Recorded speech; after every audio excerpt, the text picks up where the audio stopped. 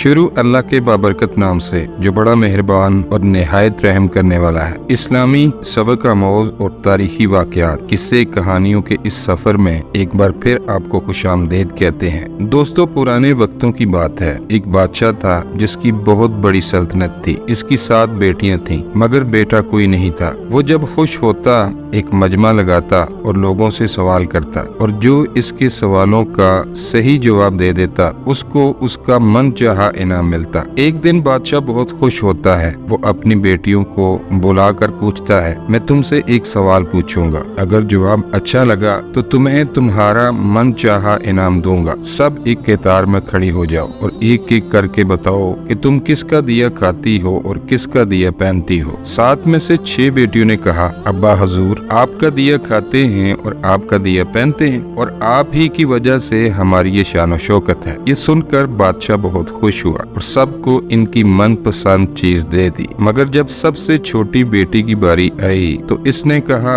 मैं अल्लाह का दिया खाती हूँ और अपनी किस्मत का पहनती हूँ, और ये मेरा नसीब है। बादशाह ये सुनते ही आग बगोला हो गया और कहने लगा, तूने मेरी नाशुक्री की है, तुझे इसकी सजा जरूर मिलेगी। शहजादी ने कहा, जो हुक्म अब्बा हजूर। बादशाह ने सिपाहियों को हुक्म दिया कि जाओ इसे जंगल में छोड़ाओ, मैं देखता हूँ कि ये मेरे बगैर कैसे अल्लाह का दिया खाती है और अपने नसीब का पहनती है। शहजादी से तमाम जेवरात वापस ले लिए गए और खस्ता हाल कपड़ों में बगैर किसी साजो सामान के बादशाह के हुक्म के मुताबिक जंगल में तन्हा छोड़ दिया गया। लेकिन शहजादी बहुत पुरसुकून और मुतमईन थी। इसे अल्लाह पर तवक्कल और पूरा भरोसा था कि जो इसने रिज़्क और ऐशो इशरत मेरे नसीब में लिखी है वो मुझे जरूर मिलेगी। सब सिपाही शहजादी को छोड़कर वापस चले गए। शहजादी जंगल को देखने लगी। चारों तरफ दरख्त ही दरख्त थे। दोपहर से शाम होने वाली थी कि शहजादी ने सोचा, क्यों ना कुछ लकड़ियां जमा कर लो ताकि रात को आग जलाऊं, फिर कोई जंगली जानवर भी पास नहीं आएगा और रात भी गुजर जाएगी। शहजादी जंगल में लकड़ियां ढूंढने चल पड़ी। इसकी नजर एक झोंपड़ी पर पड़ी। वहाँ एक बकरी बंधी थी और अंदर से खांसने की आवाज आ रही थी। पहले तो शहजादी झोंपड़ी को देखकर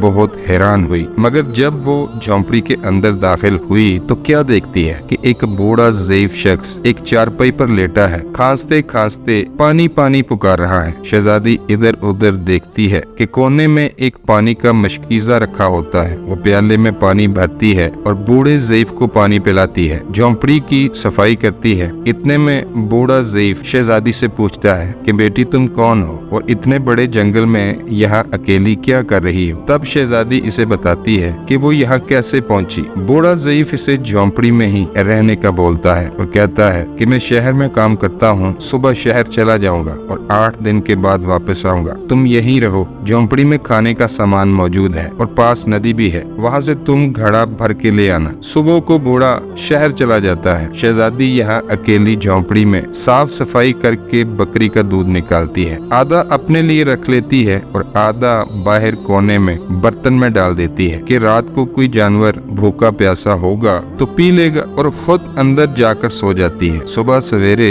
जब शहजादी उठती है तो क्या देखती है कि दूध का बर्तन खाली है और पास एक लाल पड़ा है जो देखने में बहुत ही नायाब और कीमती मालूम होता है, और पास में सांप के निशान भी मौजूद होते हैं। तब शहजादी को याद आता है कि बचपन में इसने सुना था कि जब कोई नायाब सांप बहुत खुश होता है तो एक ऐसा लाल उगलता है जिसकी कीमत हीरे जवाहरात से भी बहुत महंगी होती है। शहजादी बहुत हैरान होती है। फिर वो सोचती है कि शायद सांप भूखा था, इसलिए वो दूध पीकर खुशी में लाल छोड़ गया। फिर वो लाल उठाकर पास रख लेती है। अगली रात शहजादी बर्तन में फिर दूध रख देती है और सुबह जब देखती है तो एक और लाल पड़ा होता है। ऐसे ही करते करते 7 दिन गुजर जाते हैं और शहजादी के पास 7 लाल जमा हो जाते हैं। फिर एक दिन बूढ़ा ज़ईफ आ जाता है। शहजादी इसे लाल दिखाती है और सारा वाकया बयान करती है। वो बूढ़े ज़ईफ को 3 लाल देती है और कहती है कि शहर जाकर ये लाल बेच दो और आते वक्त अपने साथ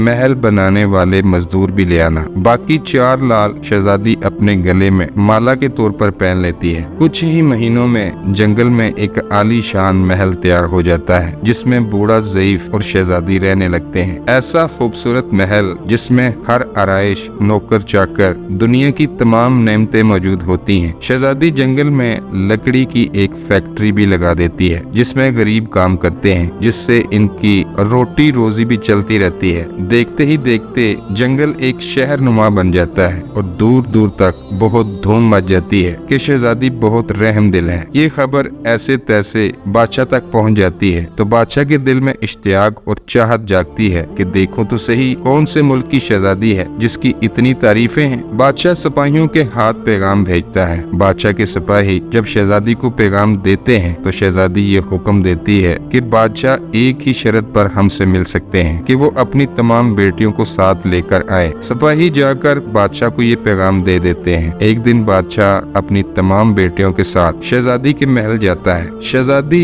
इनसे चेहरे पर नकाब करके मिलती है। इनके लिए 7 रंग के खाने पेश करती है और हर खाने के साथ इसी रंग का जोड़ा और जेवरात पहनकर आती है। महल की शान और शौकत, खूबसूरती और शहजादी के अंदाज बादशाह और तमाम शहजादियों को बहुत हैरान और मुतासर करते हैं। आखिर में बादशाह शहजादी को ये कह ही देता है कि तुम मेरी बेटी की जगह हो और मैं भी तुम्हारे कहने पर अपनी तमाम बेटियों को साथ ले आया हूँ। फिर हमसे ये पर्दा किस लिए? बहुत इसरार करने पर शहजादी ये कहती है, ठीक है, मैं तैयार होकर आती हूँ। सब शहजादियाँ आपस में सरगोशियां करने लगती हैं कि इतनी तो तैयार थी, महंगे जेवरात पहने हैं और कितना तैयार होकर आएगी। वो सब सरगोशियों में मसरूफ होते हैं कि इतने में शहजादी पूरे जाहो जलाल के साथ इनके सामने आती है और जब वो अपने चेहरे से नकाब उतारती है तो पूरे महल में सन्नाटा छा जाता है। शहजादी को देखकर बादशाह और शहजादियाँ दंग रह जाती हैं। बादशाह शहजादी से पूछता है, तुम जिंदा हो? मैं समझ रहा था कि तुम्हें जंगल का कोई जानवर खा गया होगा। शहजादी कहती है, मेरे रब ने मुझ पर करम किया। मैं ना कहती थी कि मैं अल्लाह का दिया खाती हूँ और अपने नसीब का पहनती हूँ। बस इसी अल्लाह ने मुझे कहां से कहां पहुंचा दिया। आज मैं आपसे भी ज्यादा मालदार हूँ। फिर शहजादी अपना तमाम हाल बयान करती है कि वो इस मुकाम तक कैसे पहुंची और दिखाती है अपने गले की माला जिसमें 4 लाल मौजूद होते हैं। ये बात सुनते ही बाकी तमाम शहजादियाँ दिल में रश्क करने लगती हैं और सोचती हैं कि काश हमने भी तब यही कहा होता कि हम अल्लाह का दिया खाती हैं और अपने नसीब का पहनती हैं। दोस्तों, हमें हमेशा अल्लाह ताला की जात पर यकीन और भरोसा रखना चाहिए। वो अपने चाहने वालों को तन्हा नहीं छोड़ता और जो इसने हमें नेमतें अता की हैं इसका हर वक्त शुक्र अदा करना चाहिए। अल्लाह ताला हम सबको ईमान की मजबूती दे और अपना ही मोहताज रखे। आमीन या रब्बुल आलमीन।